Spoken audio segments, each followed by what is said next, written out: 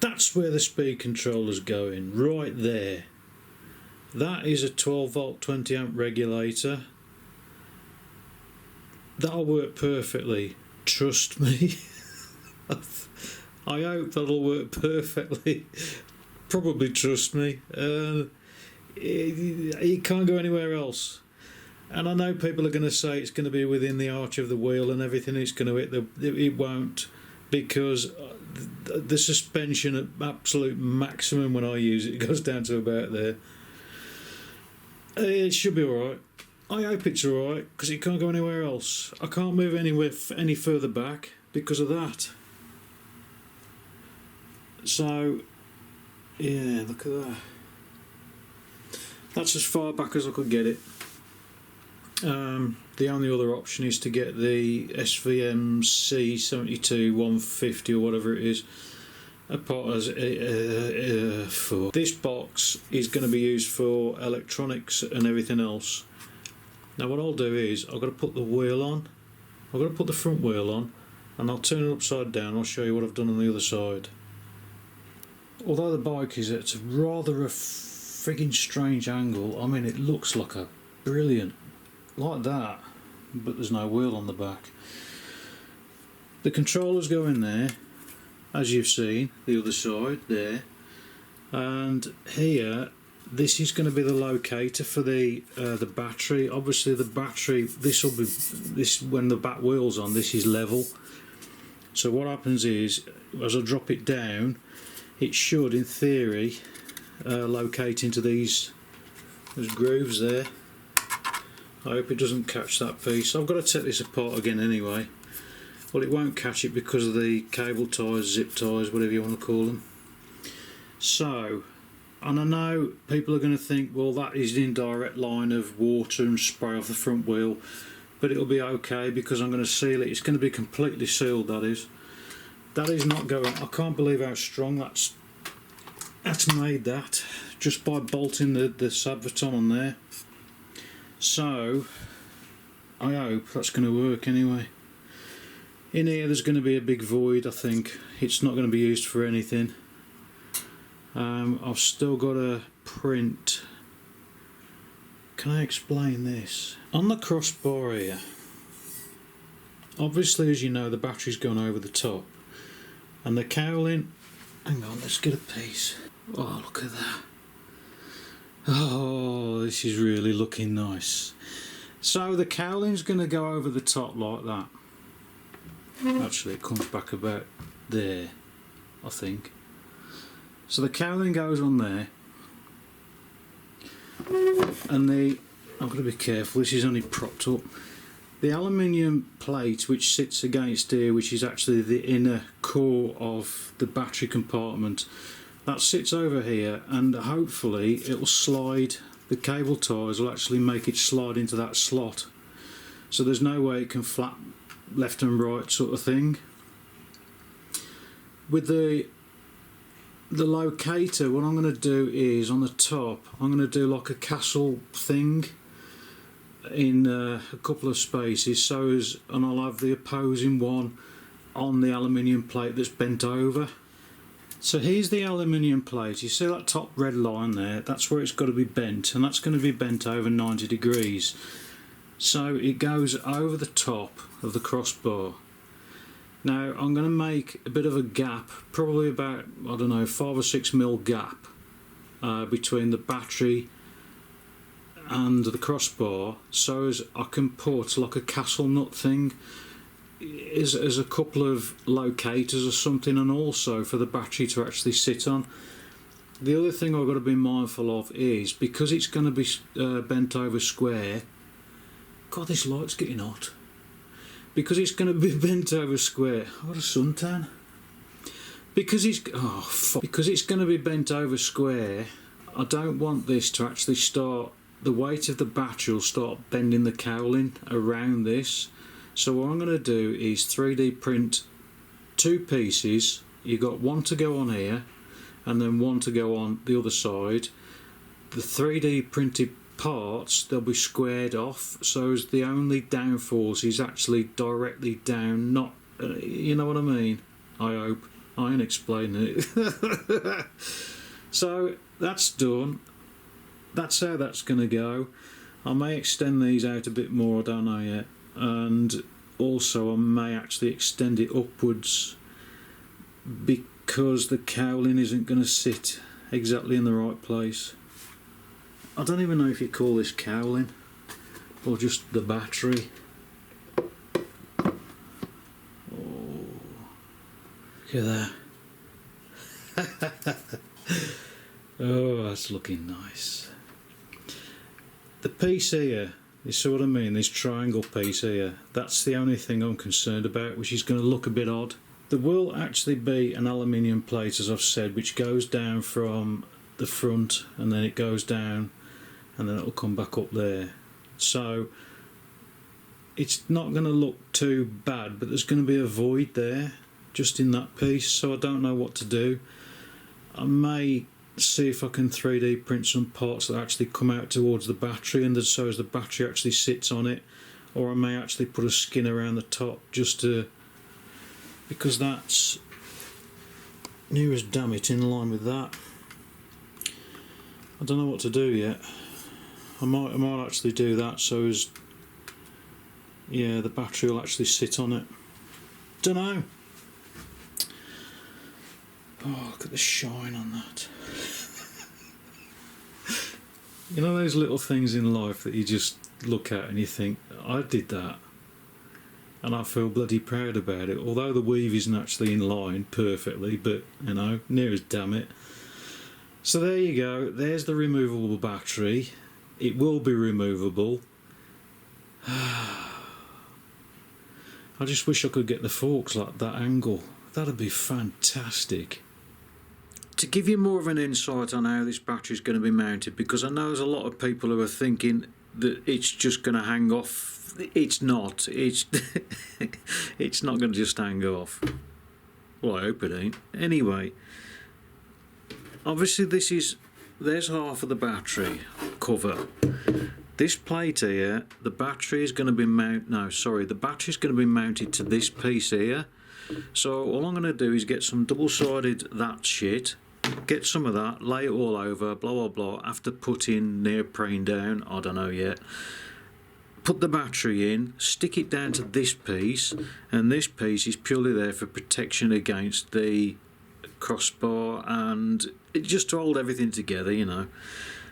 And also this part is the inner main structure, so this bit here goes over the crossbar. Obviously this is the right hand side battery. The other side is going to be bolted to this, but also on the bolts I'm going to have some, I think probably castle nut or castle, you know, the castle sort of things that go like that.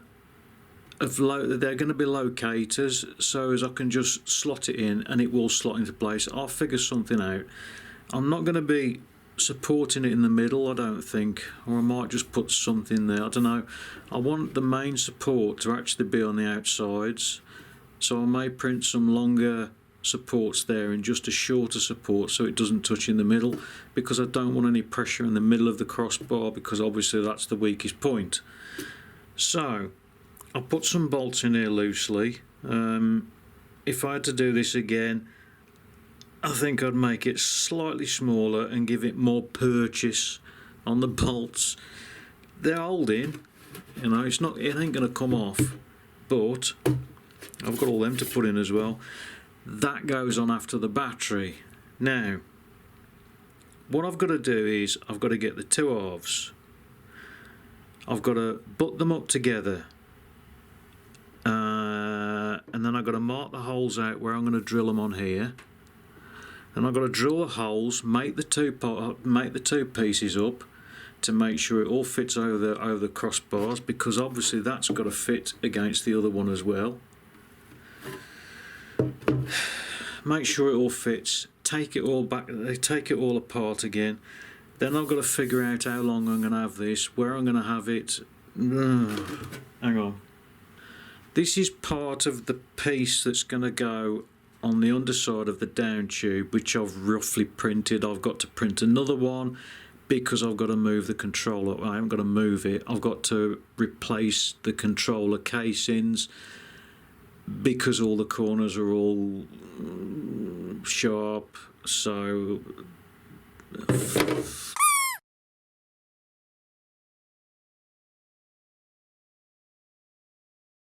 I need to put a hold on proceedings for the time being, or well, not for the time being. I need to explain something.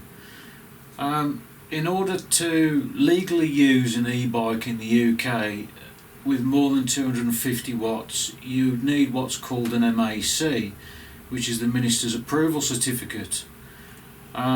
You can obtain one by putting the bike through the MSVA, which is the Motorcycle Single Vehicle Approval. There is an exception. If you've got a bike that's got 250 watts power output, and this is maximum continuous power, the law actually doesn't state what the maximum power of your vehicle is supposed to be. All it states is it has to have a maximum continuous power of 250 watts. If you want to look at the legalities, you can have a 10 kilowatt machine on the road and not use it all. So as long as it's got a maximum continuous power output of 250 watts, you're fine. It's a technicality. They'll probably do you anyway, but anyway.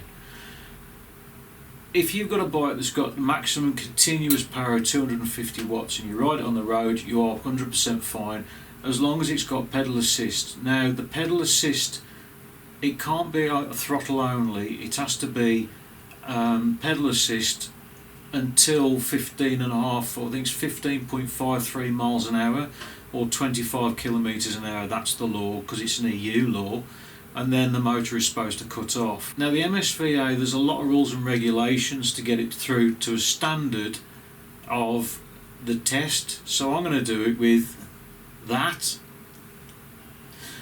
So this isn't going to be a 5-minute task, and I know some people want to see it built now and not next week or not next month, but unfortunately it's something that I want to do. Actually, I think that's the only reason, is I want to do it. The UK roads are frigging dangerous. Absolutely, they are lethal at times, especially in Birmingham, where I travel to work every single day. People are out to kill me, and that's the top and bottom of it. Now, it's a matter of time before something happens, and I'm a bit concerned about that time. When I had a motorbike, everyone said to me, or the bike riders said to me, it's not a matter of how, it's a matter of when you come off that bike. And eventually I did come off it. So I'm concerned that I'm building this thing, if I come off it, number one, I'm not insured, number two, I'm not covered against anybody, any stupid arsehole who decides to try and run me off the road. I want to be able to ride around with the wind in my hair. That one there. There's going to be downsides. I've got to stick to speed limits, which I'm supposed to do anyway. I've got to ride sensibly, which I'm supposed to do anyway. I'm not allowed to go off-road unless I take the number plates off. You're not supposed to go off-road with a road registered vehicle anyway, but, you know. I'll be subject to insurance. I haven't got a clue what that's going to be yet.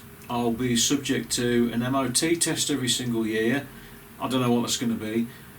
There's a technicality in the MSVA. If you register your bike and you draw up your own conformity certificate, you can then register the bike as in a 68 plate, a brand spanking new vehicle.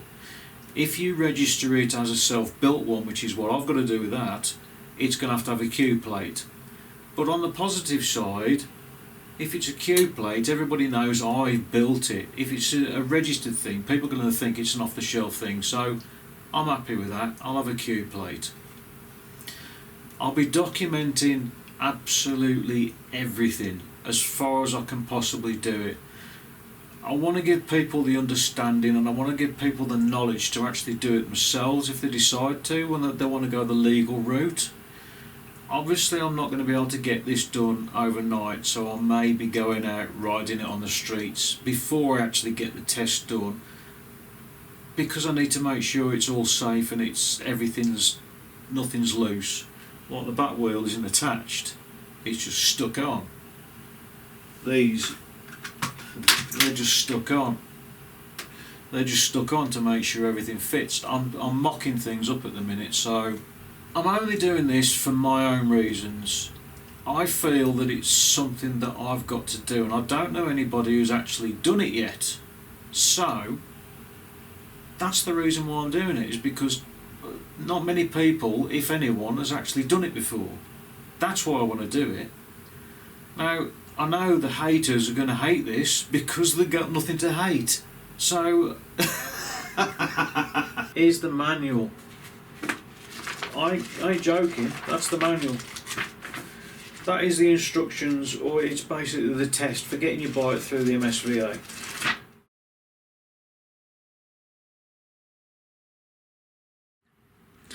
This is one of the two pieces that go on the down tube that I printed, which I've got to redo because the box I was using, this box, you can't have sharp corners for the MSVA. They have to have a radius on them, and there's no way, I'm not going into explanation because I can't be arsed, and I'm shit for explaining anyway. That's sat on the down tube like that. There's a corner there that I can't round off, and this bit here I can't round off. So what I've decided to do is, this bit, like I say, was the old one that was going to go on the down tube, which would have sat there. These grooves here are locator grooves. So the idea of it was, obviously these are cable ties around the down tube. There's bolts here which I've tapped some bolt holes in the down tube. Yeah, it's weakened it, don't give a shit. So that was going to slot into that. Now, because of this being round as squared off and I can't do anything with it, I've had to 3D design some stuff and 3D print it. That's going to take a long time because it's 12 hours per piece and there's 3 pieces to do. So this is what takes all the time. Obviously with the MSVA thing now, I've got to be a lot more careful with what I do. With things like this, it's got to be secured. The whole battery's got to be secured. I can't leave it loose like I was going to and let gravity take effect. I've got to secure it somehow. Don't know how, but I've got to secure it. Whether it be straps or something, I don't know, just for the test. So that's the state of play at the minute. I'm waiting for things to print to see if they fit. Bear with me, it ain't easy. Believe me, it takes so long to get these things done. This was supposed to be a winter build, but I think it's a year build. Believe it or not, this is a completed one half of the battery. Although that isn't straight. Why isn't that straight? Ah, whatever. I need you to think now. Obviously these two halves have got to stick together. There's some cutouts there, or some locator dowels or whatever you call them there, which go into the other side of the battery. And then the other side, which if I get the plate, the other side, is it? The other side goes there, like that. And then it bolts. There's bolt holes down there, which you can't see. There you go. There's bolt holes down there. Now I've just thought of something. How am I going to get the bolts in? How am I going to get the bolts in? God, that's heavy. Obviously I've got a plate that goes over the top of this. There's a plate that goes over the top of this, and it also comes down here a bit. How am I going to get those bolts? Okay, no.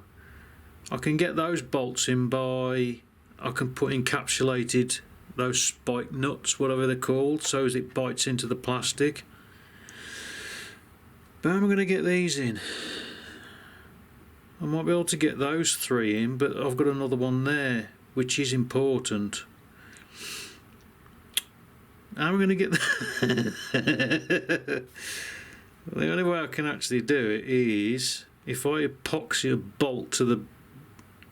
Yeah, but how am I going to get the Allen key in? How am I going to get them bolts in? Because the Allen key I'm not going to be able to get in there unless I make an extra long Allen key. Bugger! The bits that I've got, I'm designing and printing now for the not the ESC, for the Sabvaton.